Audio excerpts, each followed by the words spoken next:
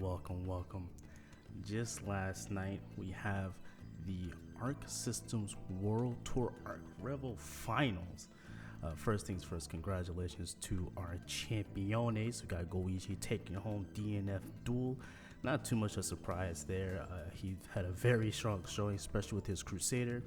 And shout out to Mochi running it all the way back from loser's bracket with his soul. So congratulations to those two. But even more importantly, the reason we're here today, we got some news regarding DNF Duel. Now, Nexon is not the best publisher, and the whole presentation, even kind of leaking into Stripe, the presentation wasn't that amazing either. It definitely was not rehearsed. Unfortunately, not everyone really knew what was going on, but hey, hopefully stuff like that can be improved with time. But for starters, we got a longer look at Spectre. Spectre was, I believe, first hinted technically in September when they posted the little birthday cake,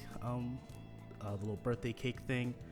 They had like a bunch of hidden characters like Spectre. People are saying the male brawler, the female ninja master, the monk, and either the witch or the battle mage, as all are suspected to be future characters. But so far, the theory that those are predicted future characters rings to be true, because not long after, in December, we got our first look at the Spectre, one of the female Slayer classes. Unfortunately, we got the first look in December. We got a longer look now in March, but unfortunately, she won't be coming until the summer of 2023. So at least another 3 to 4 months, possibly. It's not the best look, making us wait essentially almost a year just to get our first DLC character. It's not the best look. Really makes it seem like Nexon didn't start creating the character until about September. Not a little bit after that, but I digress. We'll talk more about that stuff later. But she looks pretty cool so far from the short clips that we've seen. They did say she's going to have an 8-way air dash when she draws her white fang, which I believe is her shorter blade with a wire attached to it, so she can zip around the screen with the 8-way dash. And she gets like special move sets. She gets access to certain moves while the white fang is out. So, hopefully, I don't know if that's like a temporary thing. It's like a slightly more longer deal, like an install, like on Crusader's Barrier almost. There's like a short deal that she can only use while she's flying them through the sky. And who knows, maybe she can use them during on the ground as well. But she looks cool. I'm very excited for it. But kind of almost more importantly, she's being released with some new battle systems. For those of you who play DFO, the actual MMO, the game uses something called a cube system, where to get some of the more higher damaging moves, you have to use a material called clear cubes, which you can farm for free. They're really easy to get. And you can, if you have a cube contract, you can use like different color cubes like red, blue, white, green, and black to get different elemental effects for your cubes. And they kind of do something similar in this game. They're introducing the clear cube and the gold cube. The clear cube is, instead of getting your awakening passive and your enhanced effects at 30% life, you now get them at 50% life. And you get, they said for some characters, but overall you're going to get a weaker version of that character's awakening at 50%. But if you choose to go the gold cube, you still get your awakening at 30%, and you would get a enhanced version of the awakening. This could be good, this could be bad. I think it'll really vary from character, so I really hope it adds some sort of depth to how certain people will choose to play the character. Maybe one could be more beginner friendly, one could be more advanced. They give you a bit more leeway and options to see how you wish to choose your character. Like for example, in the pictures that they show, which to be fair is still in development, like no names are fully set. But at 50% with the clear cube, Striker was able to get her damage increase, and I believe she had increased guard gauge damage. And when she went the gold cube, she still got the increased guard gauge damage. She still got her little passive bonus, but instead, no, excuse me, she got increased white life damage with the clear cube. She got her standard damage boost, and she got increased damage to white life. However, with the golden cube, she had increased damage to life, increased guard cage damage, and her base damage increase. They did say that some characters will get their standard awakening with if you go clear cube, they'll get an even better version in the gold cube.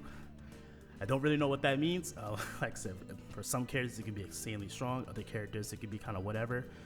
For example, characters like Berserker, Hitman, Troubleshooter, who can really get a lot of mileage, primarily in Hitman Troubleshooter, they can get a ton of mileage out of their current awakenings.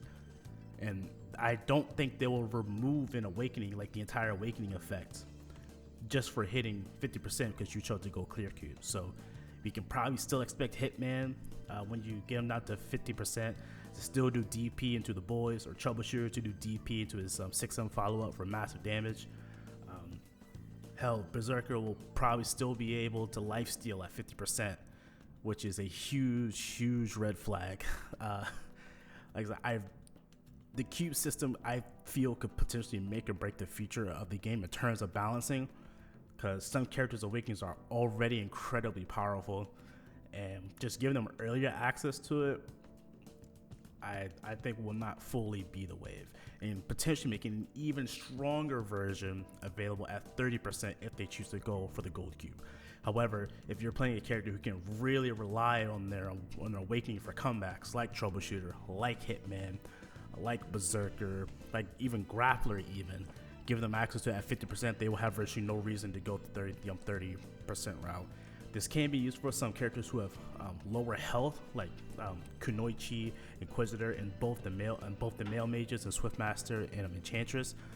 They will actually use their awakening skill for once, because normally with those low health characters, they get hit around 40%. A lot of times they can just die, or they get left with like a pixel, but they get put into a mix and don't really have the opportunity to use their awakening skills, either the awakening itself or the passive. So potentially they could allow them to use their awakening moves to actually make them an actual threat. But I'm gonna withhold judgment. Right now it is a little bit concerning, but I do have at least a little bit of hope. And along with that, they didn't really mention too much about it, but they did just say that they're looking to make some overall system changes. Like they said, adding a new defensive mechanic or defense mechanisms. I don't really know what that means in its entirety. That could mean something as simple as they're buffing the current defense. They could be buffing roll again. They could be buffing guard cancel, either which I really think should be buffed. I think they're kind of fine as they are. I think roll is a little bit too strong, and I think guard cancel is actually too strong, actually. But I hope it's nothing too extreme. Like, I'm praying they don't add push block. I don't think this game needs push block. I don't think they're gonna add air blocking, because I don't think air blocking would really do anything. But no, that's just some stuff that they kind of like mildly hinted at. But like I said, we're gonna have to wait and see at least until the summer when Spectre drops to get the full realization of what they're doing. But other than that, we will be getting another new character in the fall. We're going to get another new character in the winter of this year, by the way. Both of those characters will be in this year. And we're getting a new stage in the winter as well. And we get 2 new characters in 2024. So before the year closes out, we will be getting 3 new characters, which is good. A lot of people were saying that Nexon doesn't care about the game. They're not going to support the game. But for now, we're at least getting technically 2 years of support. So the game dropped in 2022. And we're getting support for now up until 2024. So the future of the game is looking pretty decent, and I think it is safe to assume that DNF Duel will be part of the next Arc Systems World Tour as well. Of course, that's not finalized, but Arc Systems didn't really finalize any game being part of the World Tour for next year, which will be starting soon, as they said. You can, of course, know Strive will be part of it. There's kind of their games, kind of it's kind of like what started it in the first place. But so we can assume Strive will be, plus it Strive's, not Strive, Guilty Gear's overall 25th anniversary coming up soon. So we can assume Strive will be part of the World Tour. ArcSys says that they will continue to support DNF Duel. So we can assume that DNF Duel will come. ArcSys did say that they wish to expand the ArcSys World Tour, so maybe they will add a 3rd game. Maybe something like Grand Blue. If Dragon Ball gets rolled back in time, who knows? They could do Dragon Ball, but I think they'll probably start leaning towards Grand Blue because Grand Blue is getting like a massive update soon, essentially like Grand Blue 2. And they want to add some more players. Maybe instead of 8 players per game, maybe 16 players. They will have a bigger stage, so kind of something akin to the Capcom World Tour or the Tekken World Tour. So much love to that.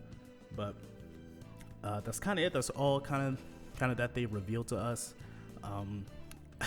I wish they would tell us this stuff sooner. Like having to wait a full year for the first character is not good at all. It's good that we're getting one. It's good that we're getting 3 characters in a very short period of time. That's fantastic. But I just wish that they kind of started this stuff sooner, because a lot of people are very wishy-washy whether they want to play the game or not play the game. Personally, I'm just going to throw this out there. I think if you like the game, you should continue to play it. If you don't like the game, obviously just go play something else. No reason to like complain or trash people who want to play the game or call the game dead or anything, because clearly the game's not dead. It's getting 3 new characters before the end of the year, and plus a whole new awakening system and whole new system mechanics. So I think it'll feel like it's just incorrect to call the game dead. The game's getting a pretty good amount of support.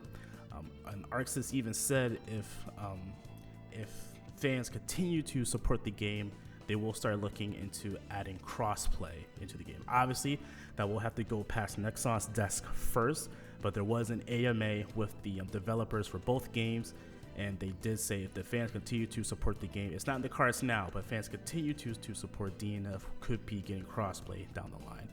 But the future is delayed for the game, but I do have some hope. I love this game. I love the franchise. I'm gonna continue to play it regardless. Releasing in summer is a very iffy time, because summer is, as you all may know if you follow fighting games, Street Fighter 6 is coming in June, and Street Fighter 6 is going to be the hot topic of the year. Mortal Kombat 12 I think is dropping this year too, but I don't think that'll be dropping in the summer. That'll probably be more like a winter drop. And Tekken 8, although I hear rumors that Tekken 8 won't drop until next year, but it could drop as early as fall or winter of this year. But the big one is summer. Street Fighter 6 is coming in the summer. Everyone's talking about Street Fighter 6. Everyone's loving it so far. I haven't heard anyone say anything super bad about it yet, at least yet. But choosing to kind of revamp your game entirely with the new awakening system and releasing a whole new character in the summer, the same summer that Street Fighter 6 is dropping, can be a good thing, can be a bad thing. I think overall, especially with the game that's already extremely small and people already like to shit on enough, I don't think it's the best move they could have done, but I think this is the earliest that they could have done. Like, I think they chose to do it at this time because they kind of realized they made us wait a year for pretty much anything, so they want to get it out as soon as possible, as soon as it's ready. And it looks like summer will be as soon as it's ready. So we're gonna have to wait and see what happens, but overall, I'm excited. I'm going to be playing both Street Fighter 6 and DNF Duel. I don't think anything will really make me drop DNF Duel. I guess unless Berserker getting a bunch of lifesteal at 50%, but in that place, I just won't enter a tournament. So I'll still spectate and commentate as much as I can. Maybe even host some brackets. We'll see how that goes down the line. But yeah, that's pretty much all we got. So remember, we got Spectre, new awakening system, and other new battle systems coming in 2023 in the summer. A new character coming in the fall of 2023. New character in a stage coming in the winter of 2023. The 2 new characters in 2024. So that's all we got so far. But I hope you guys continue to play the game, or if you're kind of on the fence, go ahead, try it out, or like watch a stream, watch a video on it. The game is fun. Let you be the judge whether you think the game is fun. Don't listen to some random person say the game is good or bad or not.